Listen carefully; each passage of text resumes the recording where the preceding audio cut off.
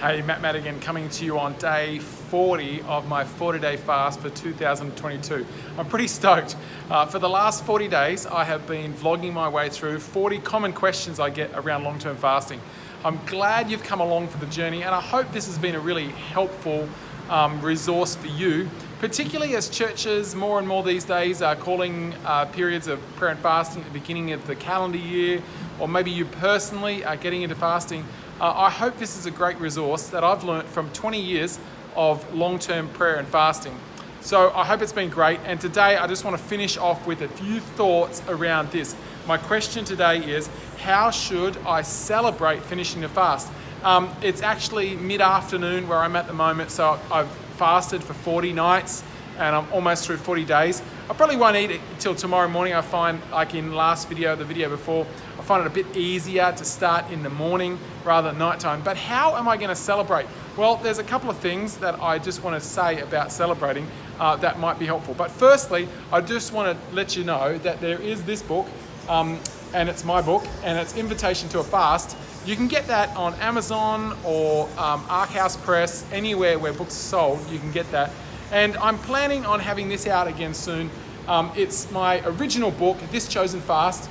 It's out of print, and it's been out of print for a few years, but it's going to be back in print soon. So I'm hoping that you can jump on to Amazon or wherever you buy books, and you can grab those, and they'll be helpful as well.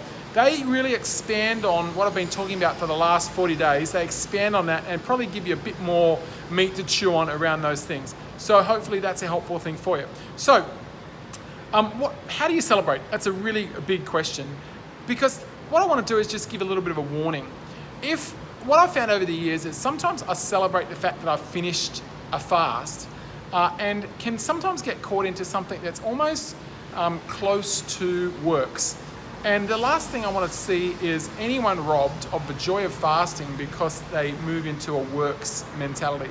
If you are thinking, God loves me more now, or I've earned something before Him because I've fasted, I just want to say, be really careful of that type of thinking.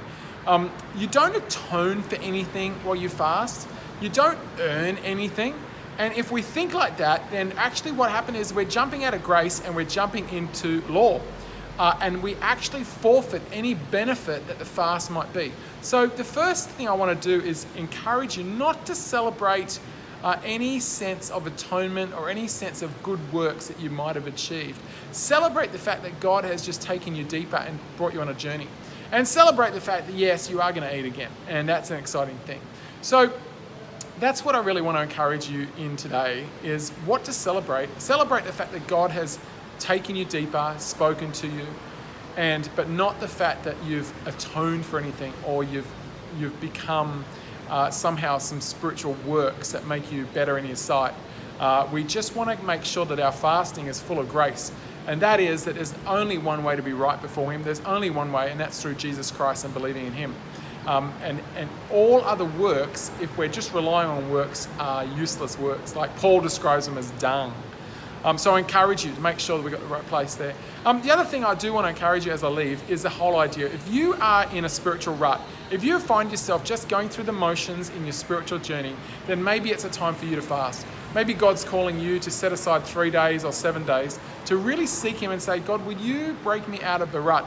Maybe you're just going to the office each day, or maybe you're just attending church on a Sunday and it's just become motions. It's just become a rut, and God would want to challenge you. The last challenge that I have for us is this, that in my book, Invitation to a Fast, I talk about this whole idea that I feel like God is extending an invitation to Christians in the church today to participate in prayer and fasting that changes nations.